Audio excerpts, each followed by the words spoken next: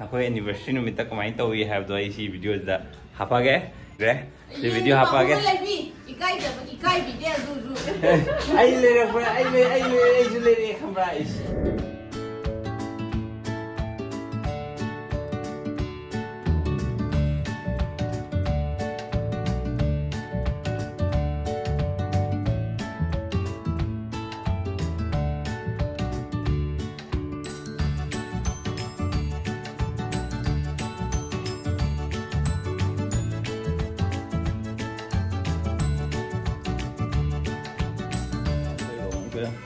KFC ꯆꯥꯔꯦ ꯑꯩꯈꯣꯏ ꯉꯥꯏꯔꯗꯤ ꯆꯤꯆꯦ ꯆꯥꯕ ꯍꯩꯇ꯭ꯔꯤꯉꯩꯗ ꯂꯣꯏ ꯉꯥꯏꯔꯅ ꯍꯩꯈꯔꯦ ꯏꯚꯅꯤꯡ ꯃꯌꯥꯝ ꯑꯩꯅ ꯉꯔꯥꯡꯒꯤ ꯚꯤꯗꯤꯑꯣ ꯇꯣꯏꯅ ꯊꯥꯒꯠꯂꯒꯦꯅ ꯍꯥꯏꯔꯒ ꯉꯁꯤꯁꯦ ꯑꯩꯈꯣꯏ ꯌꯨꯝꯁꯦ ꯅꯨꯃꯤꯠ ꯆꯨꯞꯄ ꯃꯩ ꯂꯥꯛꯇ꯭ꯔꯦ ꯁꯤꯗ ꯕꯦꯝꯕꯦꯝꯅ ꯀꯩꯅꯣ ꯃꯌꯥꯝ ꯁꯦꯝꯕꯤꯔꯤ ꯆꯥꯁꯨ ꯂꯩꯔꯦ ꯁꯤꯗ ꯁꯤꯁꯦ KFC ꯃꯥꯟꯒꯦ ꯇꯧꯋꯦ ꯀꯩꯅꯣꯗꯤ ꯈꯪꯗꯦ ꯑꯗꯨꯒ ꯀꯩꯅꯣꯅꯦꯕ ꯉꯔꯥꯡꯒꯤ ꯚꯤꯗꯤꯑꯣꯗꯨꯗꯀꯣ ꯍꯥꯏꯔꯛꯏꯅꯦꯕ ꯐꯥꯔꯁ ꯑꯦꯅꯤꯚꯔꯁꯔꯤꯗꯒꯤ ꯚꯤꯗꯤꯑꯣꯁꯦ ꯌꯦꯡꯉꯛꯄꯅꯦꯌꯦ ꯍꯧꯖꯤꯛ ꯐꯣꯔꯠ ꯑꯦꯅꯤꯚꯔꯁꯔꯤ ꯐꯥꯎ ꯂꯣꯏꯈ꯭ꯔꯦ ꯑꯗꯣ ꯚꯤꯗꯤꯑꯣꯗ ꯑꯣꯏꯔꯒꯁꯨ ꯑꯆꯥꯄꯣꯠꯇꯣ ꯏꯜꯂꯣ ꯐꯦꯟ ꯃꯌꯥꯝ ꯌꯦꯡꯉꯤꯁꯦ ꯅꯣꯡꯃꯗ ꯆꯥꯁꯦꯅ ꯀꯧꯔꯛꯇꯦ ꯑꯗꯨꯕꯨ ꯑꯩꯈꯣꯏ ꯑꯦꯅꯤꯚꯔꯁꯔꯤ ꯅꯨꯃꯤꯠꯇ ꯀꯃꯥꯏꯅ ꯇꯧꯏ ꯍꯥꯏꯕꯗꯣ ꯑꯩ ꯁꯤ ꯚꯤꯗꯤꯑꯣꯁꯤꯗ ꯍꯥꯞꯄꯒꯦ ꯑꯦꯅꯤꯚꯔꯁꯔꯤ ꯑꯣꯏꯅꯗꯤ ꯁꯦꯂꯦꯕ꯭ꯔꯦꯠ ꯇꯧꯗ꯭ꯔꯦ ꯌꯨꯝꯗꯁꯨ ꯂꯩꯕꯤꯗꯦ ꯑꯗꯨꯅꯤ ꯍꯥꯞꯇꯣꯏꯁꯦ ꯂꯩꯕꯤꯗꯦ ꯍꯥꯏꯁꯦ ꯂꯩꯇꯕꯩ ꯃꯔꯝꯁꯨ ꯍꯥꯞꯄꯒꯦ ꯌꯨꯝꯗ ꯌꯦꯟ ꯊꯣꯡꯉ ꯑꯣꯏꯅ ꯆꯥꯈ꯭ꯔꯦ ꯂꯣꯏꯁꯟꯈ꯭ꯔꯦ ꯁꯤ ꯚꯤꯗꯤꯑꯣ ꯍꯥꯞꯄꯒꯦ ꯏꯀꯥꯏꯕꯤꯗꯦ ꯑꯗꯨꯁꯨ ꯑꯩ ꯂꯩꯔꯛꯄ ꯑꯩꯁꯨ ꯂꯩꯔꯛꯑꯦ ꯈꯪꯕ꯭ꯔꯥ ꯑꯩꯁ ꯆꯥꯛ ꯊꯣꯡꯂꯣꯏꯔꯒ ꯂꯩꯔꯛꯄꯗꯨꯗꯤ ꯀꯩ ꯀꯥꯟꯅꯔꯤꯒꯦ ꯆꯥꯛ ꯊꯣꯡꯗ꯭ꯔꯤꯉꯩ ꯂꯩꯒꯗꯧꯕ ꯆꯥꯛ ꯊꯣꯡꯉꯝꯗ꯭ꯔꯤ ꯌꯦꯟ ꯊꯣꯡꯉꯝꯗ꯭ꯔꯤ ꯌꯦꯟ ꯆꯥꯃꯦ ꯑꯩꯗꯤ ꯍꯦꯟꯖꯜꯂꯤꯅꯦ ꯄꯥꯕꯨꯡꯅ ꯌꯦꯟ ꯆꯥꯃ ꯂꯩꯔꯝꯕꯗ ꯊꯦꯡꯅꯕꯅꯦ ꯚꯤꯗꯤꯑꯣ ꯍꯧꯔꯒꯦ ꯑꯗꯨꯒꯤ ꯚꯤꯗꯤꯑꯣ ꯍꯥꯞꯄꯒꯦ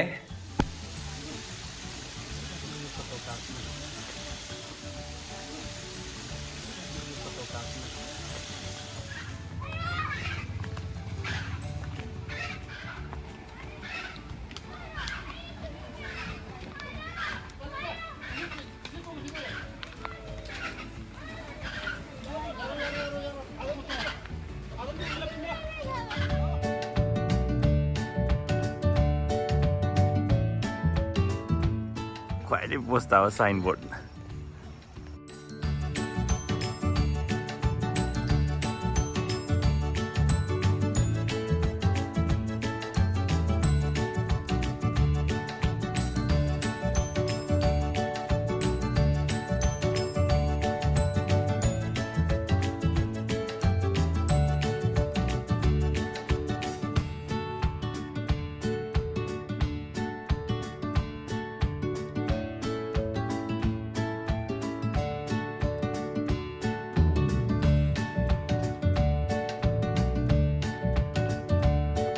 ꯂꯥꯛꯏꯁꯤꯅ ꯑꯋꯣꯡꯆꯤꯡꯗ ꯄꯣꯁ ꯋꯦꯗꯤꯡ ꯇꯧꯕ ꯕꯣꯔꯁꯤ ꯂꯩꯔꯦ ꯕꯣꯔ ꯃꯃꯥꯟꯅꯕ ꯑꯐꯥꯎꯕꯁꯤ ꯂꯩꯔꯦ ꯑꯐꯥꯎꯕ ꯉꯥꯛꯇ ꯂꯩ ꯃꯌꯥꯝꯁꯦ ꯃꯅꯤꯡꯗꯁꯨ ꯑꯗꯣ ꯁꯤ ꯃꯐꯝꯁꯦ ꯌꯥꯝ ꯄꯣꯁꯇꯥ ꯂꯩꯔꯝꯃꯦ ꯇꯦꯂꯤꯐꯣꯟ ꯇꯧ ꯌꯥꯗꯕ ꯄꯣꯁꯇꯥꯕ ꯃꯐꯝ ꯑꯃꯁꯨ ꯂꯩꯔꯝꯃꯦ ꯖꯒꯥ ꯑꯃ ꯑꯁꯤꯗꯅ ꯀꯩꯅꯥ ꯃꯃꯥꯟꯅꯕꯤ ꯂꯨꯝꯕ ꯃꯌꯥꯝ ꯑꯃ ꯂꯩꯔꯤꯀꯣ ꯁꯤ ꯌꯥꯎꯗꯦ ꯑꯃꯗꯤ ꯃꯅꯤꯡꯗꯁꯨ ꯌꯥꯎꯗꯦ ꯁꯤꯗ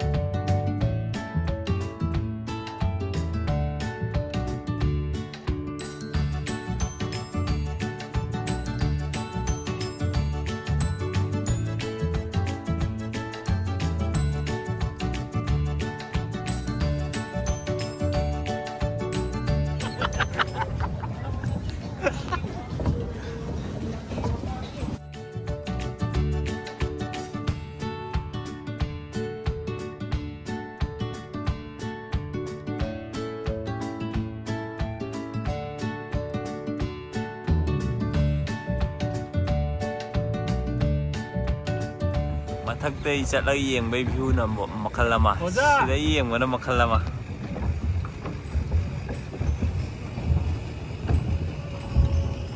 ꯌꯥꯝ ꯅꯨꯡꯉꯥꯏꯕ ꯃꯐꯝꯅꯤꯅꯦ ꯁꯤꯗꯤ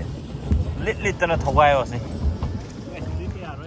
ꯁꯟꯂꯥꯏꯠꯁꯤꯅ ꯁꯤꯁꯦ ꯄꯣꯁꯇꯤ ꯇꯥꯍꯟꯈꯤꯕ ꯋꯥꯅꯤ ꯇꯍꯟꯒꯦ ꯑꯣꯏꯔꯒ ꯐꯖꯅ ꯑꯝꯇ ꯅꯝꯈꯠꯂꯛꯀꯦ ꯁꯦꯜꯐꯤ ꯑꯝꯇ ꯂꯧꯔꯝꯕꯅꯦ ꯁꯦꯜꯐꯤ ꯑꯣꯇꯣ ꯐꯥ ꯆꯠꯈ꯭ꯔꯗꯤ ꯚꯤꯗꯤꯑꯣꯅꯤ ꯇꯦꯂꯤꯕꯨ ꯁꯣꯝꯁꯤꯅ ꯁꯥꯡꯉꯦ ꯍꯣꯏ ꯑꯗꯨꯏꯁꯨ ꯀꯩꯅꯣ ꯅꯦꯝꯃꯦ ꯃꯨꯏꯒ ꯀꯩ ꯅꯣꯏ ꯌꯥꯝ ꯗꯤꯁꯀ꯭ꯔꯤꯃꯤꯅꯦꯠ ꯇꯧꯕ꯭ꯔꯣ ꯅꯣꯏ ꯌꯥꯝ ꯔꯦꯁꯤꯁ ꯑꯣꯏꯕ꯭ꯔꯣ ꯁꯤꯗꯩꯗꯤ ꯃꯣꯏ ꯊꯧꯍꯜꯂꯁꯨ ꯌꯥꯔꯦ ꯀꯩꯅꯣ ꯌꯥꯔꯦ ꯁꯤꯗꯤ ꯑꯦ ꯑꯦ ꯁꯣꯝ ꯆꯠꯂꯣ ꯁꯤꯗ ꯍꯟꯗꯨꯅꯤ ꯑꯁꯤꯅ ꯍꯦꯔꯣ ꯀꯨꯝꯈ꯭ꯔꯦ ꯁꯤ ꯚꯤꯗꯤꯑꯣꯁꯤꯗꯗꯤ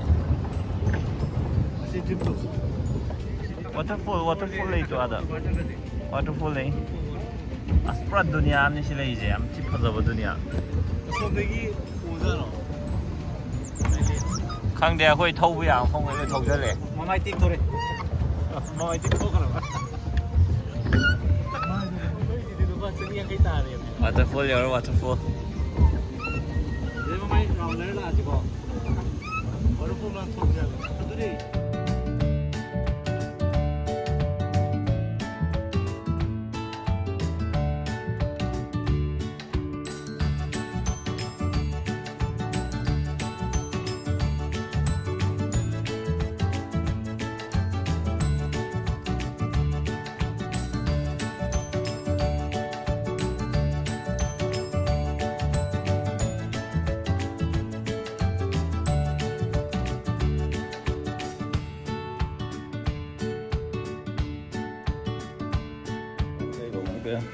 KFC ꯆꯥꯔꯦ ꯑꯩꯈꯣꯏ ꯉꯥꯏꯔꯛꯑꯗꯤ ꯆꯤꯆꯦ ꯆꯥꯕ ꯍꯩꯇ꯭ꯔꯤꯉꯩꯗ ꯂꯣꯏ ꯉꯥꯏꯔꯅ ꯍꯩꯈꯔꯦ Yên ở đây đứng ngon cái gì rồi? Thấy chưa không?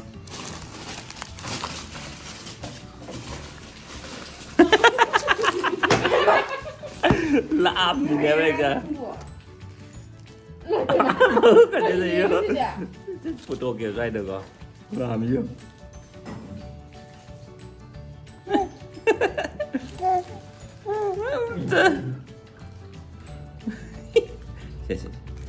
Tự nhiên tao có phải chân nhiều.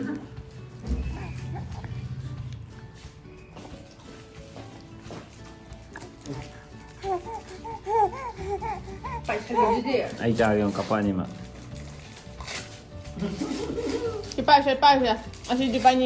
nhìn được rồi. Mà nó rất quá. ꯃꯌꯥꯝ ꯉꯁꯤꯒꯤ ꯚꯤꯗꯤꯑꯣ ꯁ꯭ꯋꯥꯏ ꯂꯣꯏꯁꯤꯟꯖꯔꯒꯦ ꯑꯩꯈꯣꯏ ꯑꯦꯅꯤꯚꯔꯁꯔꯤ ꯇꯧꯗꯣꯏ ꯃꯔꯝꯁꯦ ꯑꯃꯈꯛꯇꯪ ꯅꯠꯇꯦ ꯉꯁꯤ ꯔꯤꯖꯟ ꯌꯥꯝ ꯌꯥꯝꯃꯦ ꯍꯥꯏꯗꯤ ꯆꯤꯡꯈꯩꯉꯥꯟꯕꯤꯁꯨ ꯂꯣꯛ ꯊꯨꯡꯕꯒꯤ ꯑꯗꯩ ꯑꯩꯉꯣꯟꯗ ꯋꯥꯈꯜ ꯑꯝꯇ ꯊꯣꯛꯇꯕꯗꯣ ꯈꯪꯕ꯭ꯔꯥ ꯑꯗꯩ ꯑꯇꯣꯞꯄ ꯊꯕꯛ ꯏꯃꯥꯟꯅꯕꯁꯨ ꯂꯨꯅ ꯇꯤꯟꯅꯕ ꯃꯥꯒꯤ ꯆꯥꯛꯀꯧꯕꯁꯨ ꯆꯠꯇꯕ ꯌꯥꯗꯕ ꯑꯗꯨꯝꯕ ꯃꯌꯥꯝꯅ ꯁꯦꯝ ꯗꯦꯗ ꯇꯥꯁꯟꯈ꯭ꯔꯕꯅꯤꯅꯀꯣ ꯑꯗꯨꯅ ꯎꯄꯥꯏ ꯂꯩꯈꯤꯗꯕꯅꯤ ꯑꯗꯣ ꯀꯩꯁꯨ ꯀꯥꯏꯗꯦ ꯁꯨꯃꯥꯏꯅ ꯌꯨꯝꯗ ꯍꯦꯟꯖꯥꯡ ꯍꯥꯎꯕ ꯑꯃ ꯊꯣꯡꯉ ꯆꯥꯃꯤꯟꯅꯔꯁꯨ ꯌꯥꯝ ꯅꯨꯡꯉꯥꯏꯕ ꯄꯣꯠ ꯑꯃꯅꯦꯀꯣ ꯁꯤꯁꯨ ꯌꯥꯝ ꯅꯨꯡꯉꯥꯏ ꯑꯦꯛꯁꯄꯤꯔꯤꯌꯦꯟꯁ ꯃꯈꯟ ꯃꯈꯟꯅꯦ ꯆꯍꯤ ꯃꯌꯥꯝ ꯂꯥꯛꯇꯧꯔꯤꯗꯅ ꯃꯈꯟ ꯑꯦꯅꯤꯚꯔꯁꯔꯤ ꯁꯦꯂꯦꯕ꯭ꯔꯦꯠ ꯇꯧꯕꯒꯤ ꯃꯈꯟ ꯃꯌꯥꯝ ꯂꯥꯛꯇꯧꯔꯤ ꯑꯗꯨ ꯃꯌꯥꯝꯅ ꯂꯦꯞꯇꯅ ꯁꯞꯄꯣꯔꯠ ꯇꯧꯕꯤꯔꯛꯄ ꯊꯦꯡꯛ ꯌꯨ ꯑꯗꯨꯒ ꯃꯊꯪꯒꯤ ꯚꯤꯗꯤꯑꯣꯗꯗꯤ ꯁꯉꯥꯏ ꯐꯦꯁꯇꯤꯚꯦꯜ ꯀꯣꯏꯔꯨꯕꯒꯤ ꯑꯣꯏꯅ ꯍꯥꯞꯄꯛꯀꯦ ꯑꯗꯣ ꯉꯁꯤꯒꯤꯗꯤ ꯕꯥꯏ ꯕꯥꯏ